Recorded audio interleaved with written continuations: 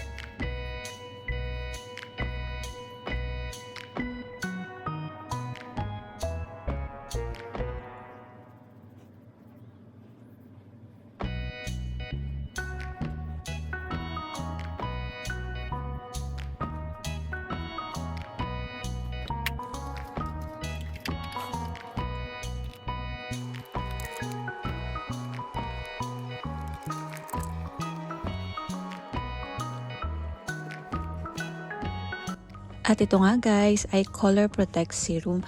By the way, ito, na-receive ko lang ito nung birthday ko last year.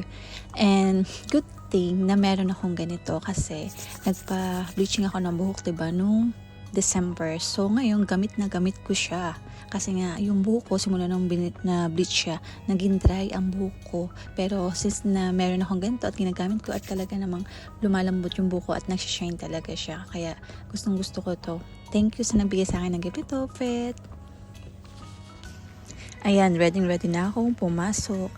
And ang duty ko pala sa night is 10 o'clock p.m. and susunduin kami ng aming car lift by 9 p.m. So, kailangan ko nang lumabas para hindi ako maiwanan ng aming car lift. Especially, first time kong sasakay sa car lift ng ganitong oras. At actually, walang timing ang car lift na para sunduin kami.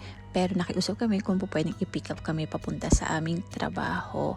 At ito nga ang paglabas namin. Ang paglabas ko ng kalsada ay ang daming tao. Kasi itong area kung saan ako nakatira, buhay na buhay ang tao. 24 hours sa mga tao tutulong gising. Ganda naman. Isang banda. Nag-turtleneck ako kasi lamig eh. Malamig na. May chair pa naman. Sabi ko mag-chair muna dyan sa may kanto. Yung pala. Wali. Hindi ka naglalakad-lakad kay Sheena. Eh yung oras kasi din niya girl, iba.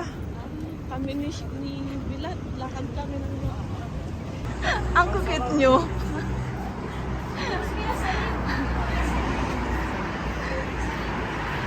Ang init. Sa Alvin. Ah, Galing ko diretso yan. tinawagan niyo yung driver? Yun, hindi ko tumadaan yan. Ha, dito? Banggol na Bagete, ako hindi man ako. Ang init pa naman ng outfitan ko, lintik. Kapagubad nga muna.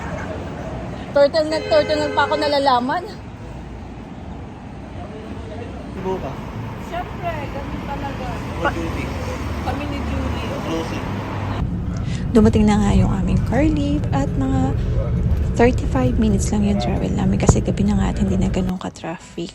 At pagdating ko nga sa trabaho, I mean sa office, is nag-refresh muna ulit ako para bago lumabas sa aming warehouse ay nakaayos na ako.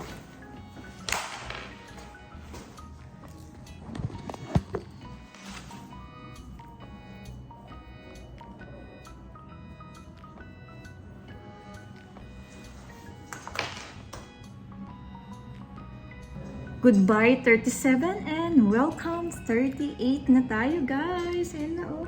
Wait lang, excited na ako.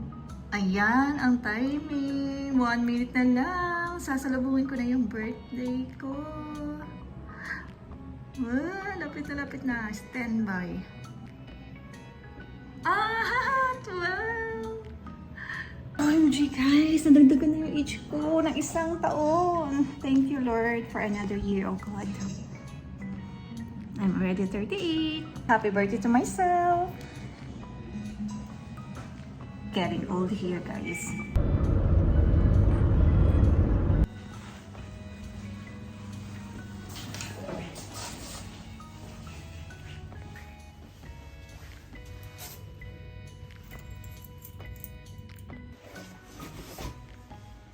Sheena? Hello. May nakikita akong gift sa aking kama.